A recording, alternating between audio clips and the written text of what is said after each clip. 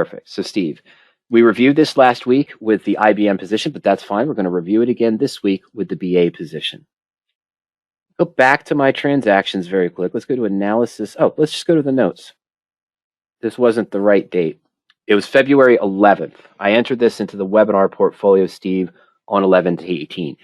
On February 11th, we entered the bull put credit spread by selling 2 BA 25th Feb 205 puts at 140, so we took in 280 total, and the 2BA 25 Feb 202 and a half, as we saw, at 110.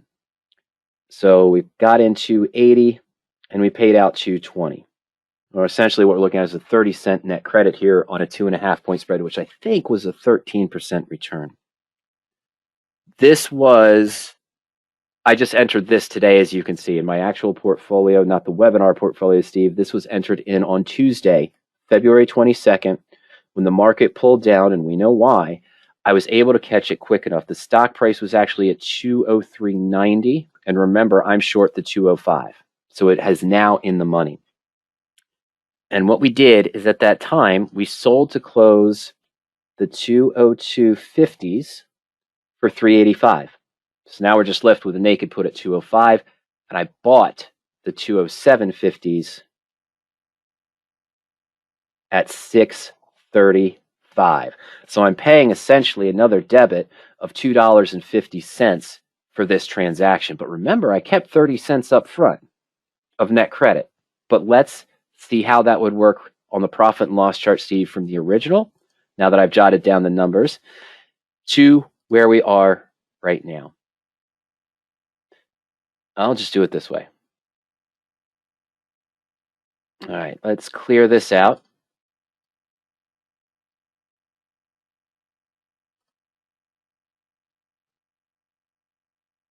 And we bought 2 of these at 110.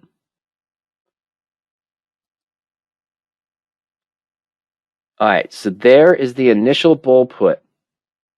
That would help, wouldn't it? This was the bull put that was opened on February 11th for the 14-day out, February 25th expiration.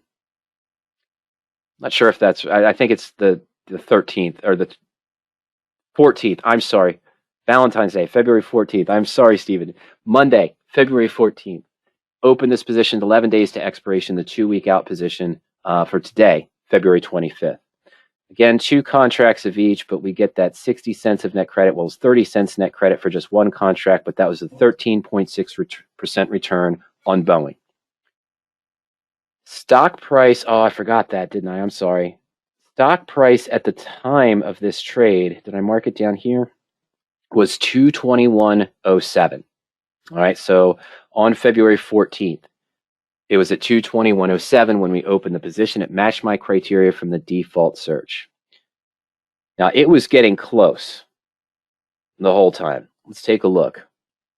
And let's just go 1 month to make it a little bit crisper. There we go. So February 14th, rising. So it was right around here. We're going up to that 220 area. We're rising. We're above the SMA 20. Still holding a positive MACD after a recent crossover 10 days ago. Looked pretty good.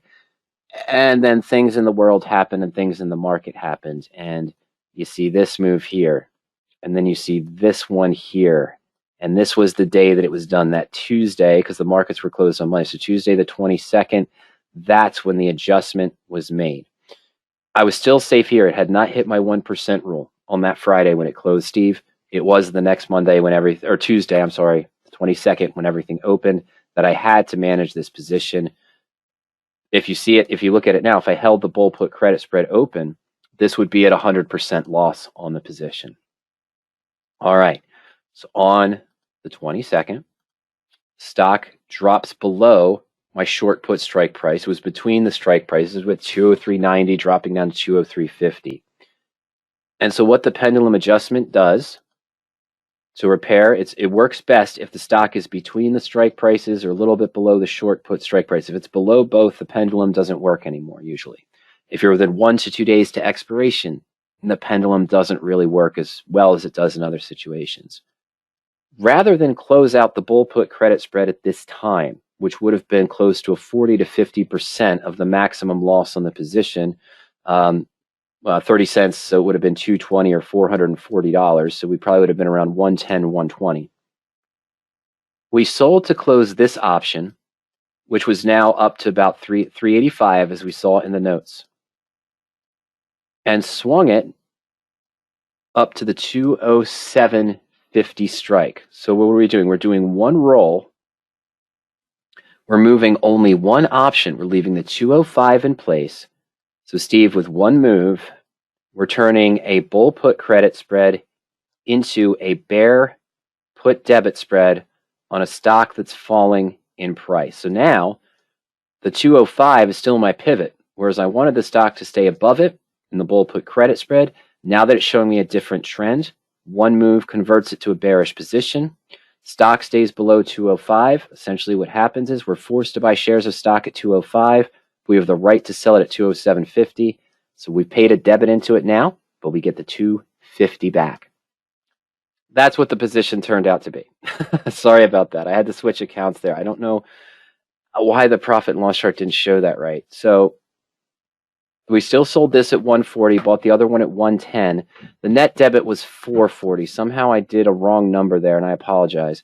But again, we had the original 202.50, and that was our bull put credit spread. And we sold to close this and moved it up to the 207.50. We do not touch the 205. Lisa said sell 202.5 long and buy back the 205. No, we left the 205 alone, Lisa. That stayed. The 205 original position never got touched. We just swung the one option around it. That's why we call it the pendulum, because we're just swinging like a pendulum back and forth. That returned our bull put into our bear put debit spread, and we still were able to keep almost the same identical return of 13.6% in that position. So that's how the pendulum adjustment works. And Steve, so that's what it is. It's doing one movement. You do the long option, okay? And if I'm in a bear call credit spread and the stock changes criteria and it starts to move up in price, I would do the same thing. If this was I sold the 205 call on Boeing and bought the 207.50 and the stock came up to 205.50, 206, I might sell to close my 207.50 call, buy to open a deeper in the money 202.50, and if the math works, it's usually a lower return a little bit, but now I'm in a bull call debit spread on a stock that's showing me an upward trend on the position. So one quick adjustment, one roll only. You don't touch the pivot. You don't touch the option that you sold. You're just swinging the bought option from out of the money to in the money or vice versa to move a bull put credit spread into a bear put debit spread, or moving a bear call credit into a bear bull call debit, or reverse. I could move a bear put debit into a bull put credit potentially if the stock starts going against me, starts rising against my bear put debit, and I can maybe convert it to the bull put. You're just moving the long option only. You're not touching the pivot or the sold option in that case. Okay, so in addition to that, if we go back to power options here, go to the YouTube channel, other videos that are a little bit better, okay? Here's one that's a video on the pendulum adjustment for bull put credit spreads. It's 18 minutes discussing what it is and how we do it. This is the one from last week. It's 23 minutes where we showed what we did on the IBM position as well.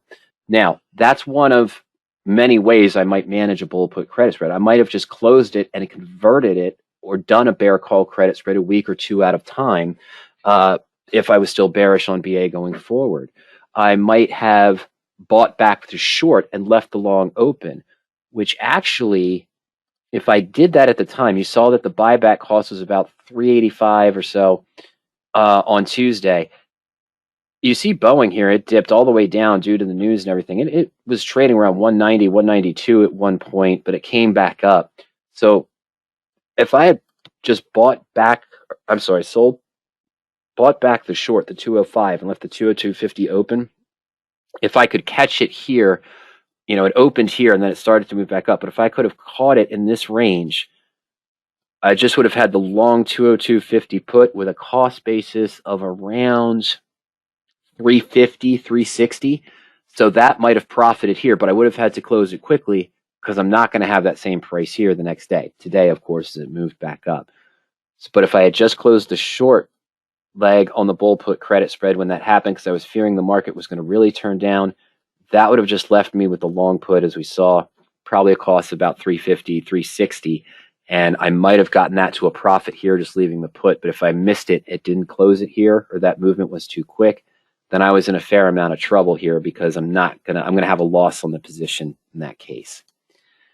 So there's some guidance to that goes along with that, and the other 8 ways total we might look to manage a bull put credit spread, bear call credit spread, and so forth.